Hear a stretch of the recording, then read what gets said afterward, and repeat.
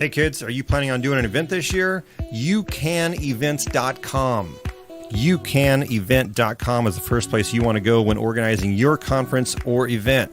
With YouCanEvent.com, attract sponsors within 4 days and watch your ticket sales take off by having your event showcased in virtual reality. Virtual reality. It's real. It's virtual. It's a reality. Available on your iPhone, laptop, or tablet. Share the vision of your event, and at the same time, you can get the best price for your venue rentals, furniture, catering, vendors, entertainers, and everything else that you need for your event. Clowns. No, not clowns. YouCanEvents.com. The first place you want to go when organizing your event or conference. All right, let's get to the show. Hey kids, do you have photos on your phone that you haven't had a chance to make prints of yet? Do you have a bunch of photos on social media accounts that you just haven't got around to getting printed yet? But when you get that really perfect picture and you want to turn it into something really special that you can see every day, maybe like Uncle Phil at your son's bar mitzvah getting schnookered on the Manischewitz. Well, turn that photo into a poster at posterburner.com. You can turn your photos into amazing prints. Just imagine walking into your room and seeing that perfect family photo of everyone on the beach in the white shirts and the blue jeans, because that hasn't been done before. Imagine turning your favorite vacation photo into a work of art on your wall, like Aunt Betty and her little two-piece that she decided to break out for the summer. Or if you need to get a gift for your family and friends, there's nothing better, and there's nothing in the same price range that is going to be as impressive and as meaningful as a custom print. Posterburner.com. It's easy to use and it's affordable, and the quality is truly top notch. And being a photographer here in Southern California, they gave me the opportunity to upload one of my images of a beach here in Southern California. I did aerial photography of, and they made me a 24 by 36 inch print of that, and I'm telling you, it's unbelievable. And they make amazing posters. And when they say posters, they don't mean those flimsy toilet paper thickness, that gift wrapping paper thickness paper that you usually get when you buy a poster. This is super thick premium photo paper. And you can get your 24 by 36 movie poster size for under $20. That's right, under $20. That's less than the price of a movie. And they also make premium canvases, metal prints, decals, stickers, banners, and more. I went onto their site here, and if you type in posterburner.com/WonderDog, you're going to get your 10% discount right here. Boom, you got it. They have canvases, they have decals, they have banners, they have metal prints, which I've made several times. It's very impressive with a car on that. Ornaments, mouse pads, postcards, flyers, yard signs, and shirts. You get your custom-made Crypto the Wonder Dog shirt put right on there. And if you don't have anybody to make something for you, send your images over to the experts there at posterburner.com, and their graphic designers will create something amazing for you. Photo restoration. Take your old photos of that have been ripped up and shoved into coffee cans and shoe boxes and ripped off of pictures here and there, and get them turned back into something that you can appreciate and pass on for generations to come. Okay, go to posterburner.com/WonderDog today and get your additional 10% off your order. Not only that, but Posterburner is one of the first online merchants to accept Bitcoin. That's right, kids, Bitcoin. Break out your Bitcoin wallet and buy your poster today. That discount applies to everything they have to offer. Again, that's posterburner.com/WonderDog. Get it today. Get your poster up, and the first person to send in a picture of your poster from posterburner.com is going to get something really cool from the Wonder Dog. All right? Take a picture of it, post it on our tag us on Instagram, our just email it to me. That's fine. We'll put it in the show. Okay, here we go. All right, that's it. You guys ready to start the show? All right, let's get to the show.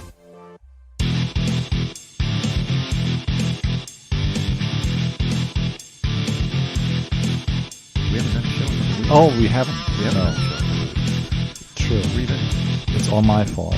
But I was trying to wrap my head around this particular topic and I kept feeling.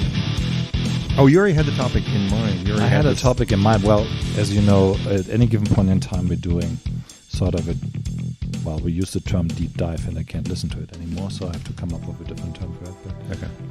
So at any given point in time, we're looking at a specific subject matter for an allocation, and right now this security token topic has been fairly big. Yeah. And what so is there such a thing? There isn't such a thing? What's there's pros and cons to that. Yeah. I mean, at the end of the day, it always comes back to language. If people like to use it and they keep using it, okay, it's a thing in that sense. Yeah. Right. All right. So what do you feel about that? Because you've guided people, a lot of people who think they have a utility, and you're like, no, it's a security, right? They insist they have a utility. Again, you have to look at it on a very different viewpoint. So, yeah. From one perspective, as I mentioned earlier, it's all of these things are inherently software, right? So yeah. To lock yourself into a certain paradigm is always dangerous, but specifically if you do this with software, and then, as you also know, you got to see the context. Is this the context where you need to be moving these things, these virtual assets around the United States or worldwide, or can you fractionalize it, etc.? So there's no clear-cut answer to that. But what we did is we looked at any platform, or probably not all of them as of yet, but at a good number of them to identify, okay, is there a utility to the platform so that they're trying to do this? So they're trying to create quote-unquote security tokens. Yeah. All right. So you came up with something, right? Yeah, as usual. Okay. All right. Well, let's check this out. Let's get right in here. Security tokens. All right. We kind of already started on that, but if you look for this term right now and just trying to get down to the taxonomy, which is the next slide, the first thing you'll actually find is the way the term used to be used, right? So a security token used to be a physical device, and so it gave you access to some resource, like you might have something from your bank, for example. Okay. And so they consider this thing to be a security token, and or the number that this thing is creating is a security token. So that's why the Wikipedia entry, when you go there, will give you this definition for the time being. Really? Okay. All right. So for people that want to just look it up, they're going to be very confused. That look at this in a blockchain context. Anyway, but coming back to first principles, let's just look into what a security is from a traditional perspective. So you got debt securities, so that's your banknotes, your bonds, and your debentures. And you got what is that word? It's difficult to pronounce, so why don't you? Debentures. Yeah, so it's about companies. Debentures. Yes. Yeah. Debentures. Is there a B in there? Is it a B? Is it silent? Yeah. Like debt? Is it supposed to be like? Is it a derivative of debt? Yeah, it's an instrument that companies use to borrow money. All right. Yeah. Okay. Maybe I should have used that. An instrument that companies use to borrow money. Banknotes, bonds, and instruments. Yeah. Okay. So then you got your usual equity securities, so common stocks. You got your derivatives, so futures, forwards, options, swaps, etc. Okay. So that's from a traditional perspective, those are all securities, right? And just to put some framework around this, I put some basic numbers up for the stock market to give this some feel for what's the size of the current security markets. So as an example, here's NASDAQ, which was founded in 1971, and they have some 3,000 listings and a total of more than 10 trillion as of today. And if you compare this to what's listed on CoinMarketCap right now, CoinMarketCap has like 1,700 some listings, and it's a combined market cap of about 266 billion, so about 3% of what you have on NASDAQ right now as crazy. a comparison. And that's why this particular topic seems to be of a lot of interest for a lot of people, because you could make, and a lot of people do this, make an argument, hey, if we came up with a token system that provides the same function as a NASDAQ, as an example, but takes away a lot of the brokerage fees and other detriments that are in between people that want to trade and exchange that asset, maybe we can move a lot of that 10 trillion onto a token-based market system. Yeah. And so that's one of the main motivations, and that's I thought it might make sense to just mention what the current equity markets by this particular example look like. So then the one thing you want to delineate the quote-unquote utility, the security token from is what everybody is using right now in their vernacular, which is the utility token. And typically there's 3 scenarios that are being made up. That means that the token that's being created is needed to operate some form of decentralized application, an app, or it represents a stake of sorts, i.e. a membership, or it's used for consumption on a platform. Right? Okay. So this is not a security token in that sense. So, and then there's a bunch of platforms that some of which just recently launched, some of them are still being built. So I'm going to talk about some of those that we looked at, and what the particulars are, and what I find useful and what I don't find so useful. And then we'll try to kind of classify this overall. And that's always what we do when we look into an investment, right? You want to see, okay, should you allocate to any of these particular platforms to begin with later on will then also help you to judge whether or not any of the assets creating on those platforms will have any future in terms of creating a return for your fund. Yeah. So let's start with Polymath, because they've been most prominent, mainly because of the time when they raised funds. They raised about 69,000 ethers last year, and at the time, actually it was at the beginning of the year when the ICO finished. At the time, there was a lot of money. If they had liquidated this, would have been a little shy of $100 million. Wow. But if they held on to this, as you know, because of Ether going down from like its high of 1,400 to what it's now, 400. Yeah.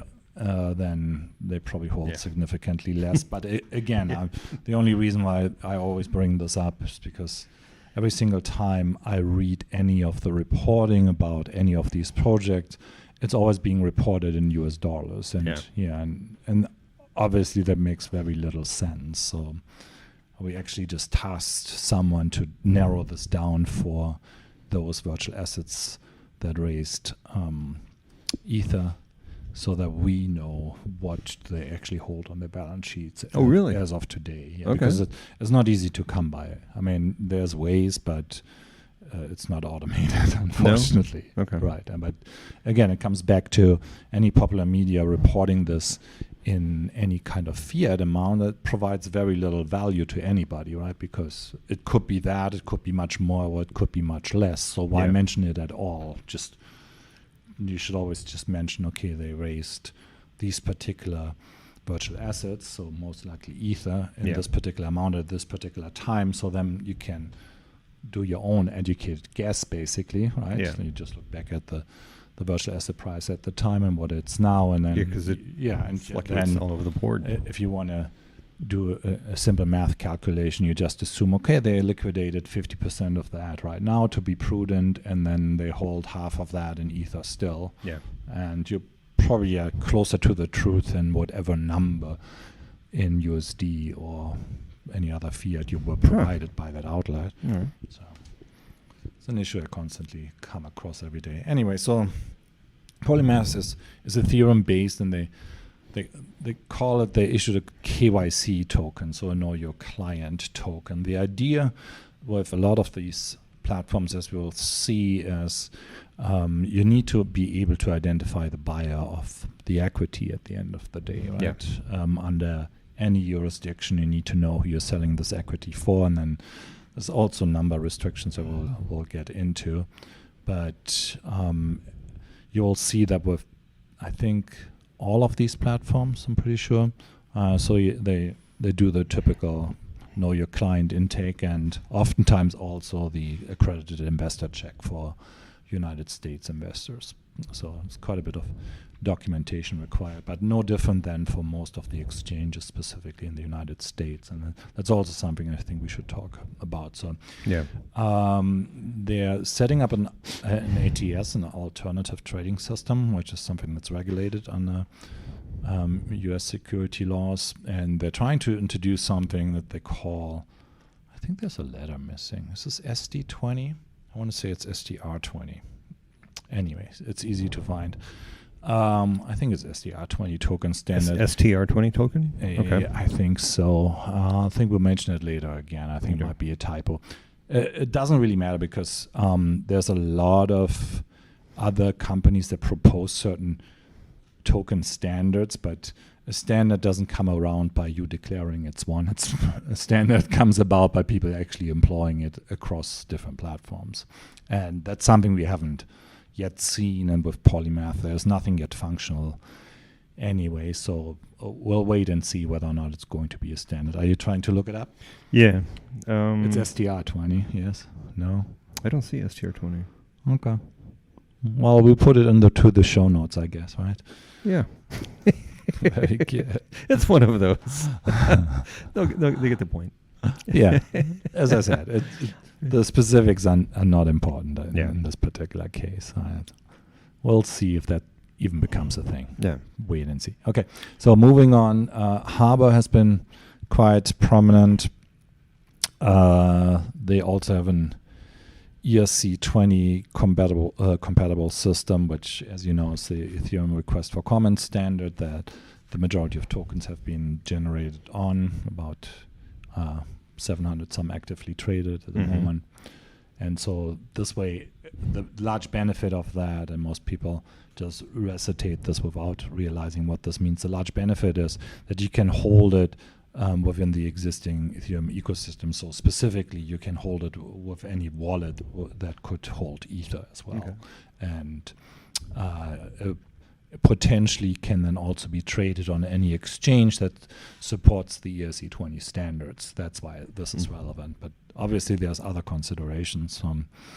They are trying to create a platform that then allows transfers between whitelisted individuals that meet the appropriate trading requirements without knowing yet the specifics. Or actually, well, I started diving into this, but I don't think they have figured everything out at this moment in time. Okay. So, but essentially, it's a framework to enforce the appropriate security regulations. So, as before, KYC and know your client and anti-money laundering policies, and potentially also all the tax rules, etc. Oh yeah. And so they're trying to apply a framework where you have regulatory compliance, but it's across the platform as far as I understand the platform so far. So what that means is, even though it's an ERC20 token, once they are live, you would only be able to exchange the token with anybody else that's already on the platform and already whitelisted at this point in time. Right? So it's a pretty centralized approach. Then what kind of irked me, I think I read a quote from Josh Stein, he's the CEO over there, that he was saying at another article that compliance is centralized at Harbor, and he was mentioning that's a little different than some of the other companies that are doing this, that are completely walled garden, he says. But at the same time, he was also mentioning that they somehow can stop a trade from occurring and or issue new shares, so to speak. Really? So that, to me at least, would be a red flag. But again, I'm coming from an from an open source perspective. Yeah. Right. From what's a token supposed to do, but Mhm. we'll get to that. Mm. So I got my friends over at Swarm Fund. I've known the CEO there for some 10 or more years, maybe 20. They've been around for that? No, but I've known the Okay. gentleman who's heading this project over there. Okay. And so this platform is actually live, although they only have 7 listings at the last time I checked, which was a couple of days ago, and with very little activity. So one thing that most of these platforms offer is basically that you can issue a token, not just list a token, but also issue a token, create a token. You can create a token on their platform? Yeah, so that's a security token. Really? Yeah, so that's one of the functions, and I should have mentioned that earlier because Okay. I think it's also And true so they for can- the previous. Oh, so they platforms. can do it on Polymath too? I think that's Polymath and Harbor? That's a good question. I should have structured that accordingly. So I'll make another table and we'll that speaks to that, Okay. that we can put in the show notes, because that's a good point. I had that thought and then consequently forgot that. Yeah, it happens. Yeah, we're looking for a few other things too. Now, when right? when you say that people can create, like anyone can go on there and create their own token, or is there criteria to be? Well, one criteria is that you pay them typically. Really? Okay, so you have to pay them to create the token. And it's not insignificant what it costs. Really? Yeah. And Why is that? well, part of this is because, well, most of these are rent-seeking systems, right? And Okay. that has to do with, well, they want to make money, but on the other hand, a lot of these compliance features that you need to have cost you money, right? So if I take you onto my platform, I have to check KYC, have to know you, quote unquote. That's most often, with very exception, an external service that you, meaning in this case the platform, is paying for. Mhm. And if it's an accredited investor check, then it's even more expensive. Really? Okay. I forgot what the actual costs were, but I want to say it's like $15 to check whether or not you're an accredited investor. $15. So that Okay. what it comes down to. And Okay. so there's some manual procedures that you could do this. You know all the requirements. I think we talked about this before. Yeah. Unless you're a registered fund of sorts and you're investing as an individual, you need to make XYZ money, which is $200,000 a year consecutive for the last 2 years. You need or have an income or liquid asset without your home of $1 million. So Okay. you would have to provide the documentation to the platform, or there's external aggregators that will provide you with the platform with that particular information. But again, that's not free. Yeah. Okay. And either you maintain a customer service department for that, and or you integrate with someone else that provides you with that solution. Okay. Because otherwise you won't be able to actually move anything on the platform. Once you create it, you can't.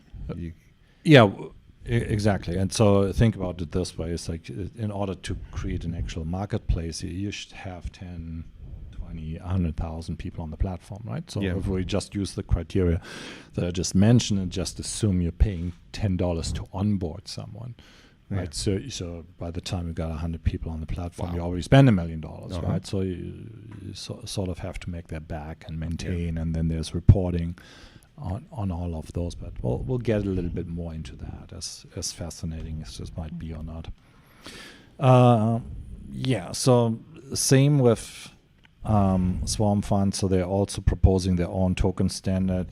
What's hard to find is they're proposing this on the Stellar blockchain. So Stellar is kind of a niche blockchain that's popular across kind of financial institutions and other people that want to run a private blockchain. So it's not a public blockchain. Okay. So it's not an Ethereum. It's not a Bitcoin. All right.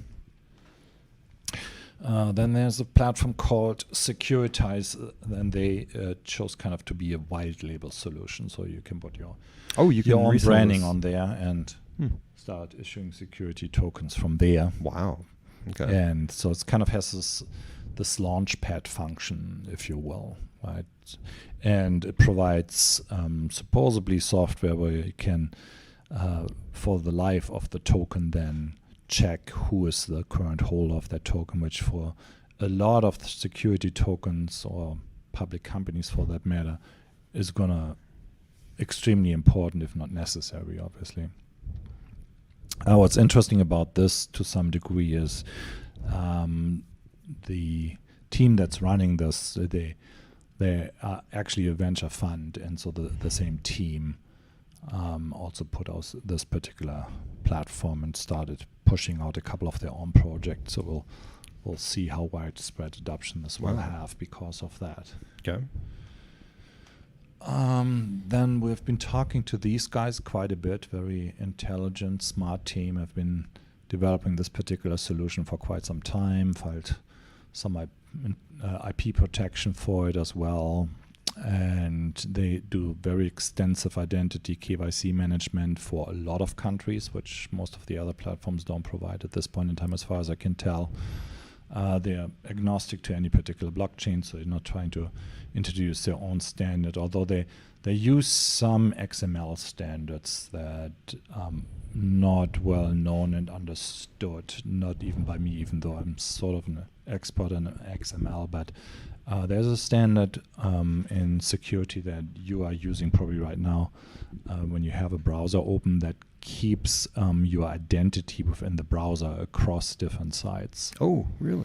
Yeah. Okay. And it's called SAM, Secure something authentication. I put it in the show notes, but again, it's nerdy. But I like the nerdy part of that, of the XML part, and they have a good eye for that and utilizing some of the existing standards, which I appreciate, because I think a lot of these projects that we were looking at before, they don't look out there in the wild to see what already exists. Ideally, where you want to interface with existing standards that are there. And since a lot of these platforms, actually all of these platforms, require the identification of an individual, you should be looking first and foremost towards how this is already being done, has been done for a long time, and utilize this as much as possible. So I think that's a pretty good approach.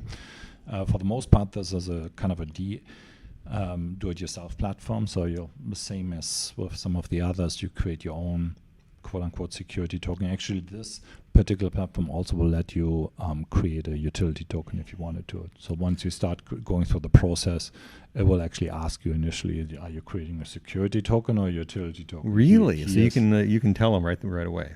Yeah, but again, I mean, go through checks. There's limitations to that, obviously, and they have customer service, presumably, that will then try to educate you. I assume I wouldn't suggest that anybody that hasn't done this before actually does their own picking. Yeah. No.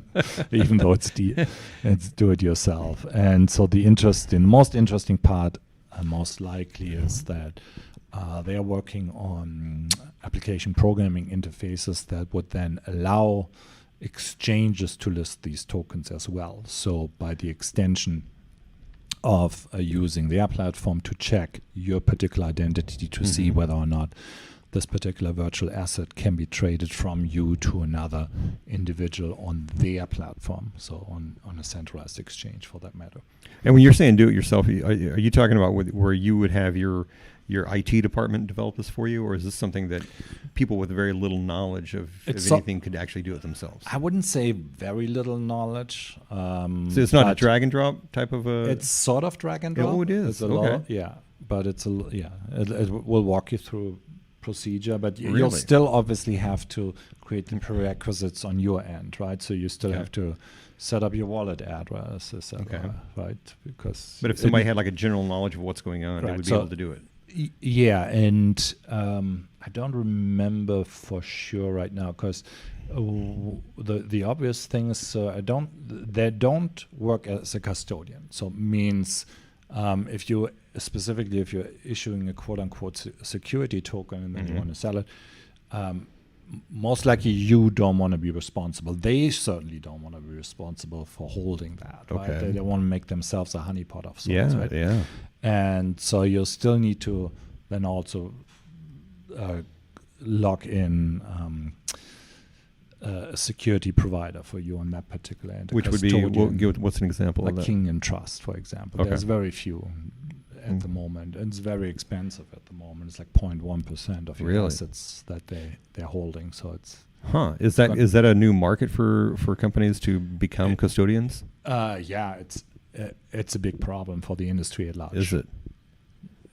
Yeah, because there's so few, and so few that actually it's not hard to do. I mean, you need to have a vault and cold storage. We talked about wallets quite a bit. Yeah.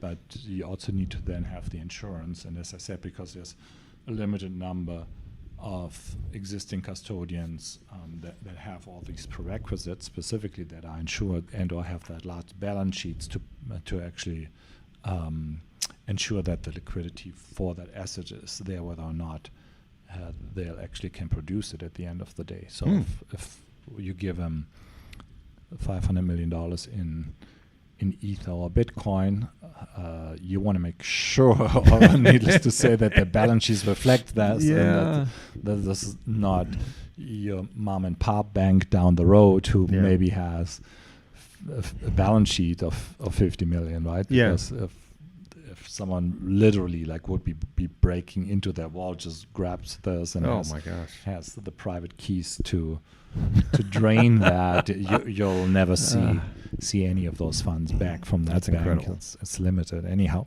it's probably too much detail at this point in time. But that's good. I mean, that's good information. We didn't touch on this with the other platforms because we didn't quite go down the rabbit hole that deep, because at one point in time the way we work is you come across a few things that add up to this is a no-go, as far as compared to either the other solutions that we have seen or in aggregate of the problems that you're incurring on this platform at this moment in time. That's not a good application to use, and from an allocator perspective, not a good way to recommend or allocate to, right? Okay. And that's obviously why we are looking at this space.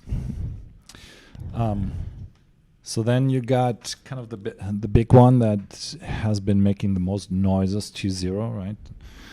That's our friends over at Overstock. That's a subsidiary of Overstock. Wow. They've been very early in this particular space, and so they're building what they call a security token trading platform. And so far they raised about 114 million.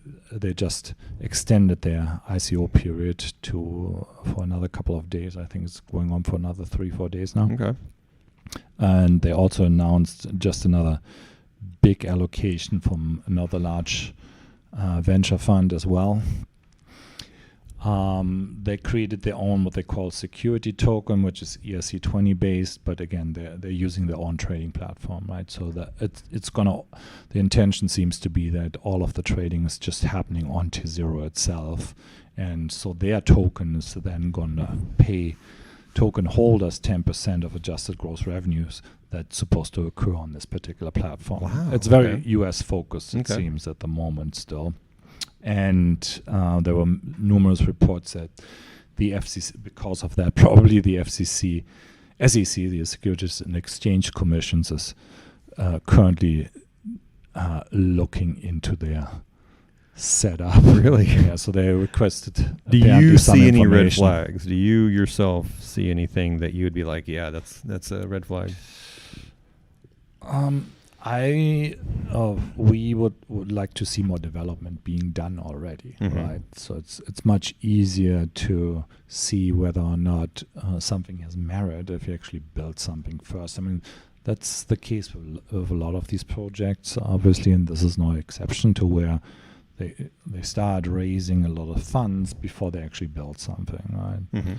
And as a technology investor, you typically don't take those projects too serious, right? You go through your typical steps of, hey, we're allocating $50,000 to that, build us a proof of concept to show that you can do this, and then you can do that, then you do a Series A, and from there you do an advanced proof of concept and you build some form of alpha, right? And so when you ask me, do I see a problem with that? That's the problem that I I see, Yeah. right? And so that it then in a way extends to the regulators Yeah. as well, because if you're just taking in funds from people but they don't immediately get anything, that's always an issue. In this particular case, they actually registered the funds with the SEC already, so it's a little bit different.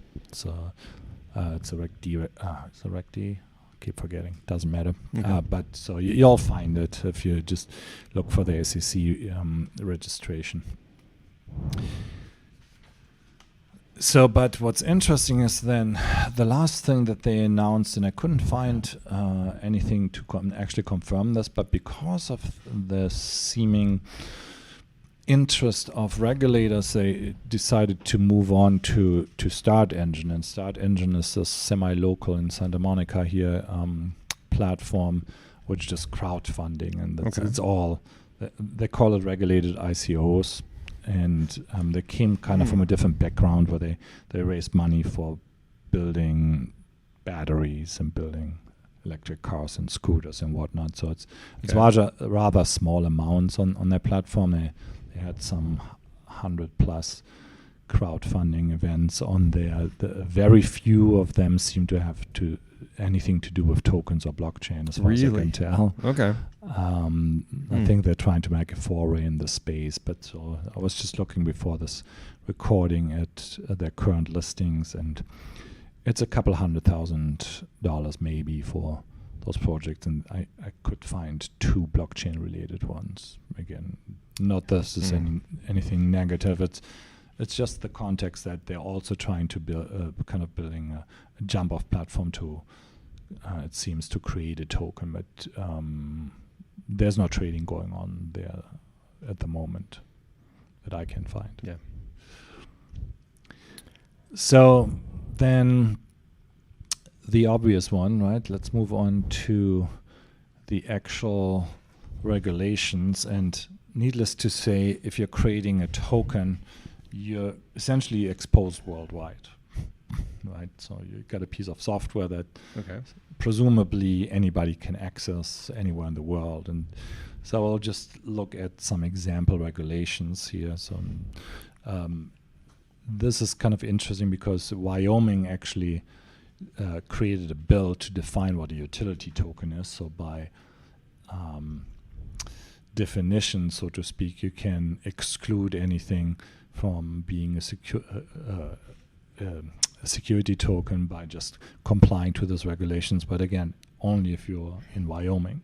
But only Wyoming. But the only reason why I'm bringing this up is what if other states, which seems to be preferable, adopt the same thing, right? So there's in the United States there's this paradigm of, hey, if one state comes up with a useful regulation, other states will start adopting that. And it's typically a process that will take a decade, unfortunately. But has anyone that you know of, any other states, looked at it? Well, the initial move towards the blockchain, I believe, came from Delaware, and so Wyoming expanded on it. And started then to specifically define this utility token bill. But again, as a reflection on the current platforms, it's simply that, hey, there's a lot of movement, right? So if I write certain rules into my platform, I need to also make sure that I then will be able to change those, and that's somewhat of a problem, right? Specifically, tokens are, if you're looking at it from a blockchain perspective, are supposed to be immutable, right? So I give you a token, and it comes with these particular rights. So if I issue a token, and let's say I issue a token under the laws of Wyoming, and I tell you it's a utility token, but under your definition it's a security token, then I have a problem. So I cannot deal with it on my particular platform, or vice versa. But the larger point is simply, it's very difficult at this point in time to tell whether or not the rules that you're implementing in your particular platform will stand the test of time. So the most important thing to ask, if this is the route you want to go, either as someone trying to issue a quote-unquote security token, or is someone trying to allocate to it, whether or not this paradigm will hold true, or whether or not you're going to tie yourself to a particular paradigm that's no longer be useful in a year from now or 2 years from now, depending on what your usage and your investment horizon is, right? Yeah. And again, this is just one example. I'm going to do one more and then we'll move on, because you could do this until the cows come home, obviously, because,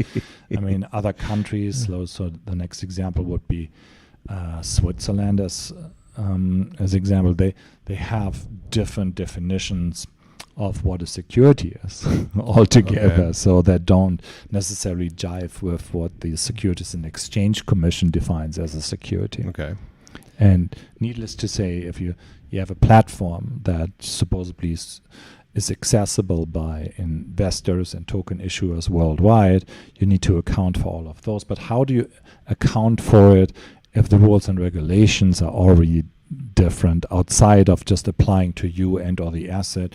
You have a combination of the two, right? So the rules apply either to you and or the asset. So what I mean by this, so this is the Swiss regulator, right? So the Swiss regulator decided, hey, we have clear-cut buckets here. So we got, on one hand, all the payment functions with Bitcoin, Litecoin, Monero. And then we have clear-cut utility coins, tokens, which are Ether and EOS. And then we got assets. And assets are shares in companies, and if it provides dividends, then it's a security token. So they're already very proactive, which can't be said for the United States. But so they provided a framework. So if you're looking outside of the country and to one of those platforms, well, you don't know, in my opinion now, if, let's say, you buy a virtual asset from over there, that over there in Europe is clear cut, it's a utility, and then someone here tells you, no, it's not. It's like, okay, so what regulation are you using? Are you using the regulation of that particular asset, or the regulation of this particular person that is holding it, or a combination of the two? And you can make up a lot of different examples. That's my only point here. I don't have a perfect answer, and there probably is none to be had, right? Yeah, I would think that it would be wherever you're from, right? Wherever you live. Well, what if that asset represents a share in a real estate holding? So, and all the buildings in that trust happen to be in Zurich. Huh. Okay. Yeah. I don't know how that you would be able to apply any rules from the U.S. onto that. Yeah. Right. I don't know either. I mean, I could probably figure it out, but again, it's a big, complex issue to address that I'm not entirely certain, and there was really not a lot to go by on the existing attempts to build these platforms, how this issue is going to be solved and if it's going to be solvable. I think they kind of limited themselves to a couple of anecdotal examples of how we can tokenize an existing real estate fund in the United States as an example that's often being brought up. Yeah, I see that happening a lot. I mean, especially on LinkedIn, I see a lot more people incorporating blockchain with real estate, or they put it in their title. So, is that what they're trying to do? I think so. Yeah. I mean, to us, it's semi-interesting because it's not much related to technology, right? I'll focus more on technology investing, and that's why we're interested in the blockchain. But again, I mean, it could be that this is going to be a big push and leads to actually tokenizing a lot of these assets. I would just caution everybody to actually understand what they are doing. And you want to understand it before you make that commitment to any of these particular platforms. Yeah. So, because the question then really becomes is, so you got all these existing exchanges for virtual assets already. So you got more than 200 right now, and 20 of those, as you remember from our other chat, actually matter in any shape or form in terms of the volume that they're creating. And most, if not all of these exchanges, at least the ones that we use in the matter, they already perform know your client checks, etc. So the question then becomes, if this is an interesting market space, what prevents any of those exchanges to just bolt on the additional rules that they need to perform to then trade the additional assets? So then, yes, those other launch pad platforms become relevant in terms of just creating that token. But again, it doesn't seem such a big leap for a centralized exchange to then start offering the same service if there should be volume. And a lot of those exchanges, as you probably know, have made a lot of money over the past year. Oh, man. They were the largest beneficiaries of this particular market space so far, because the main application of tokens and coins right now is speculation, and most of the speculation is happening on centralized exchanges. Not that anybody believes that they will stand the test of time. Obviously, that's a different issue. But for the time being, if you were to launch a niche platform to launch a security token, as soon as it becomes interesting, you will likely have well-capitalized competitors that will bolt on those particular checks that you build to the existing platform. And guess what? They already have half of, well, probably not half, but they already have a good percentage of what they need. And more importantly, they already have the audience. So that's funny. I mean, at the end of the day, you're doing this to create liquidity. And so that's where you have liquidity right now for virtual assets at the centralized exchanges. Yeah. Wow. So that's just one example of the existing limitations. So it always comes back to know where you want to be at the end of the day. If you just go to Coinbase Pro, they renamed it, but they still list it as GDEX as of this morning, at least for the digital asset framework, but this is directly from Coinbase Pro. So they specifically exclude anything that looks like a security. So you wouldn't actually be able, even if you went through one of those launchpads, to later on then list it on Coinbase Pro. And you'll probably find either at all of, or at least most of the US exchange, you'll find that same exemption, because then from an exchange perspective, you have to employ a couple of other regulations that they don't necessarily want to get engaged with, as of now, as my understanding. So again, comes back to liquidity. If you're thinking of selling this to this new security token that you created to a larger audience, just know that certain outlets that already aggregate these audiences won't take it on after you created it.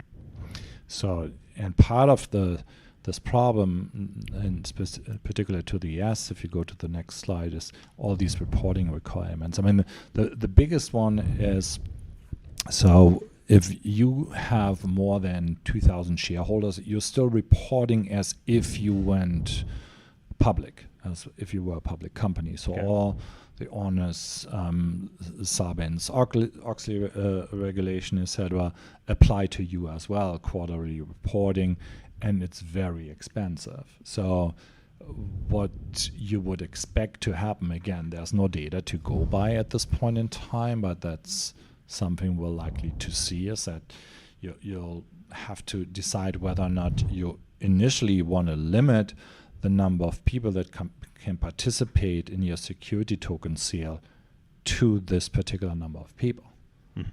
And so you're just creating that many assets. So that, when you do the math, will then also limit you overall in the amount of capital that you can raise. Oh, really? Well, think about it this well, way. Yeah, I guess there's so, only so many people that will give you $50,000 for your share of whatever.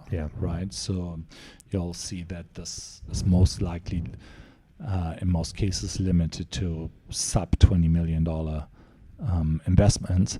And that you can raise, and so that leaves you basically with the existing rules under the Job Act. So it's not more interesting in this particular sense. You might as well go that route and not employ any of the new platforms that are being created. Wow. So I looked at some of the costs. So you got financial reporting. If you have to report as a public company, you got a lot of internal controls and then legal and accounting. So it will likely cost you anywhere between $1 million and $1.9 million Oh my God. a Wow. year, according to the numbers that I found. That's something that Pricewaterhouse published just recently. Man. So that's going to become prohibitive for most projects yeah, out there. So they can't afford and that's that. a decision essentially that you need to make before you start creating your security token, right? So you need to be aware that either I limit gonna myself. cost you a lot of yes, money. well, I limit myself, Yeah. or I need to be prepared to set up all those requirements under U.S. reporting regulations. Unbelievable. So there's a lot to think about, and it seems to me that when these platforms are being promoted, that these particular aspects are not being pointed out. It sounds very easy. It's like, hey, you got a little office park. Hey, why don't you create some tokens for that? It's like, well, wait a minute. So the rules will still all apply to you. So just make sure that you at least know the basics, and you'll be able to ask the right questions. So in summary, that kind of leaves us with, okay, when these platforms, and by extension then the security tokens, quote unquote, that they generate are going to be useful. And for now, my perception is it's going to be useful for a very small number of projects out there. Yeah.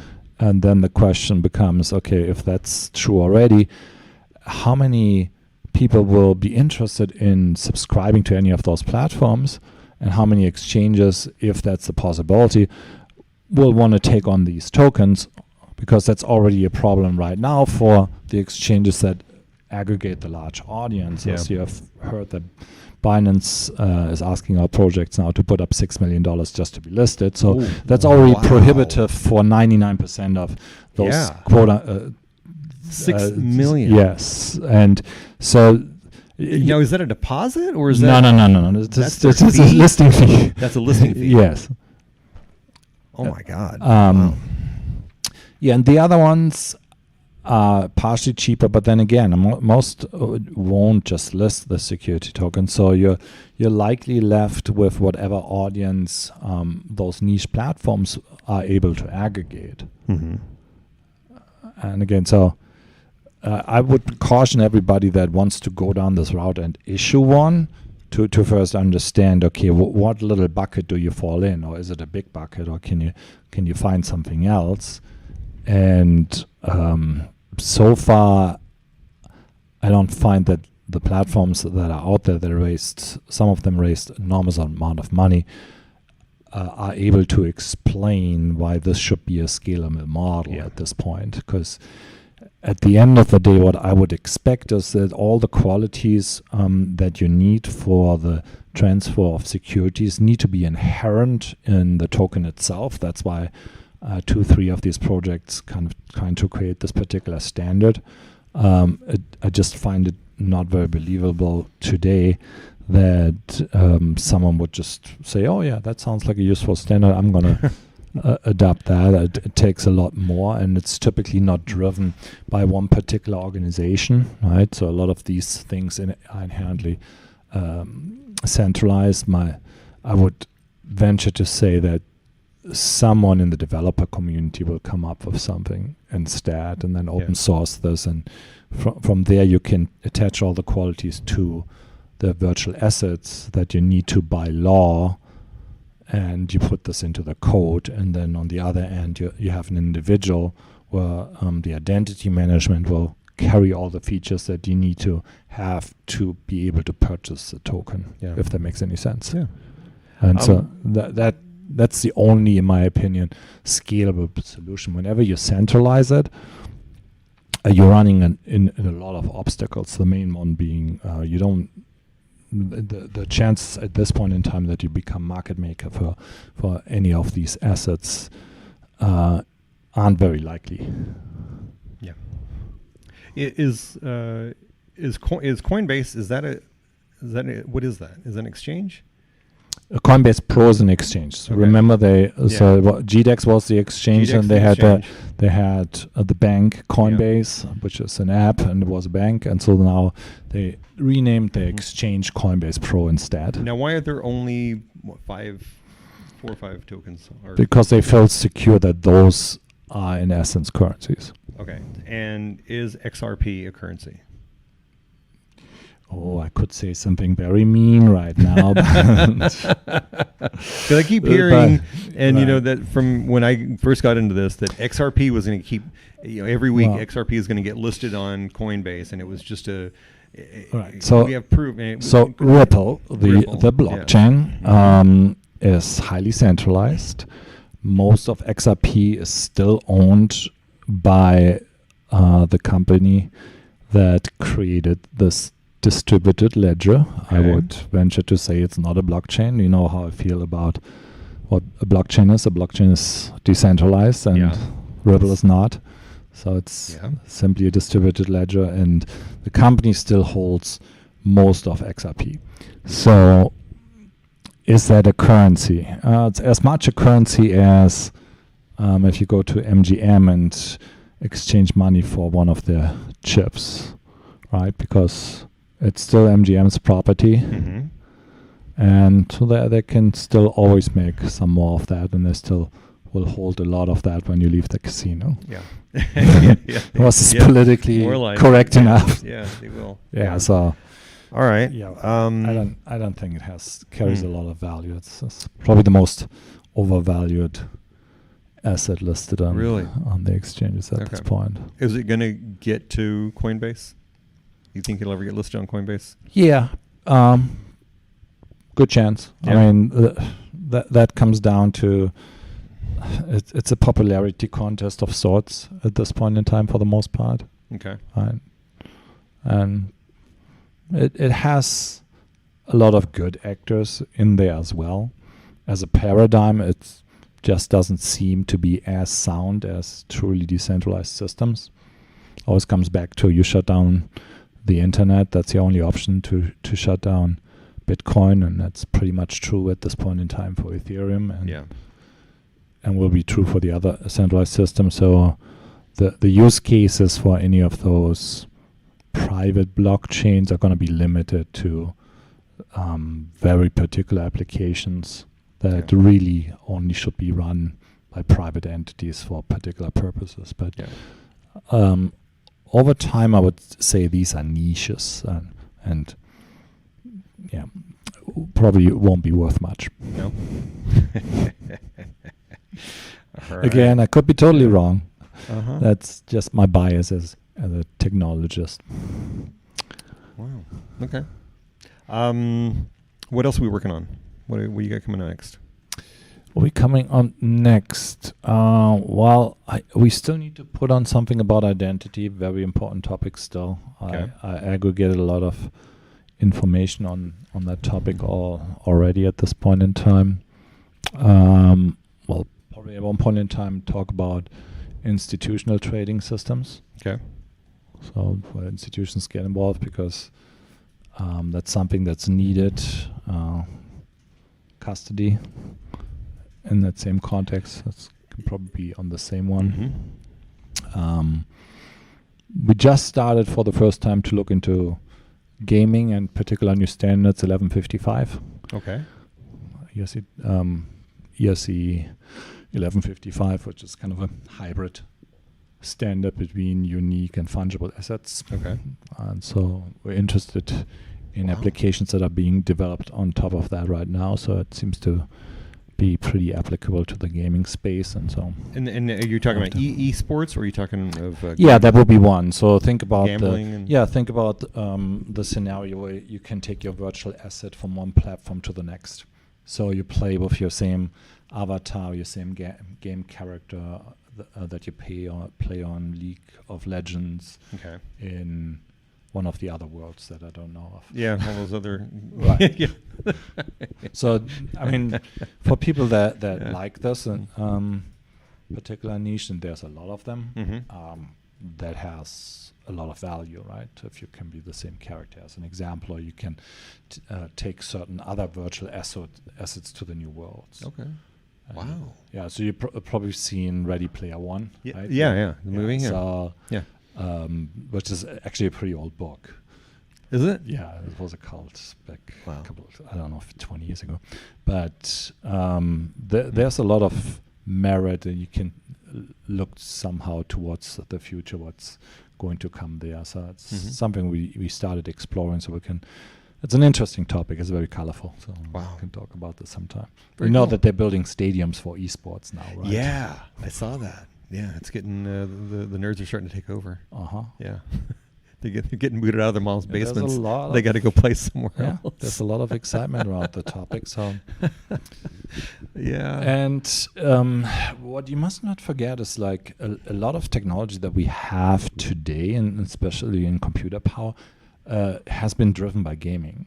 People it's underappreciated how much of the computing power has been developed specifically for the gaming industry before it became widely available. Yeah. Like if you see like motion detection and things of that nature, the processing powers of graphic cards. It's I did know the graphics cards because I've been in video editing and stuff, and it was always you always see those, and it was mostly for the gaming world. Yeah, the commercial application, and then consequently the availability to the mass market at lower prices has been driven a lot by this particular industry, and has done this for decades by now. So that's part of the of our interest to see, okay, there's new standards in gaming that are being developed on the blockchain. How can this be applicable to what else is going to be developed? So our interest is not necessarily limited to how is the standard going to be used in gaming, but then this could be the starting point for using this particular protocol or this particular ERC20 standard in this particular case in other applications. Yeah. And it's almost a certainty that this will come down. So it behooves anybody being a technology investor to get into the understanding of these paradigms early. But as I said, we'll talk about this probably on a different podcast. Good. All right. Well, let's get it going, man. This is fun. And you've got your SoundCloud going up, right? Or is that already going? Do we have a SoundCloud? Miss Marketing Manager? We have SoundCloud. We do? Okay. You have nothing's posted up there yet? No? Okay. All right. When are you guys planning on doing that? Yeah? I didn't even know, but okay. Okay. I guess we do. So we're gonna we've burned the bridge behind you. Now you have to do it. I don't have to do anything. I just walk out here. All right. Well, it'd be good if you guys did that. We'll do. It's apparently a very popular platform for the kids, right? For listening to things. SoundCloud popular, very popular. Yeah. Okay. No, I don't. I don't have a SoundCloud account. I'm not that hip. I guess I'm not up. Put it on the list. I'll look into it. I'll look into getting a SoundCloud. Does it? All right. But then maybe after Forbes publishes an article on currency, we can use that part further in the podcast. Oh, and you just said that your article that you did on DAO came out on Monday, so a couple days on Forbes. Couple of days ago, yeah. Okay, so Forbes.com, Forbes. Yeah. Forbes.com. You have that on there. Okay. Yeah. People can look that up. Yeah. All right. Awesome. Well, we encourage you to, and that'll be in the show notes too, right? All these links and stuff. If you say so. Okay. Good. Well, let's do that. so the kids can find it. All right. All right, well, from Sustany Capital, this has been Crypto the WonderDog with Dean and Christian. Thanks, man. Good night. Good talk.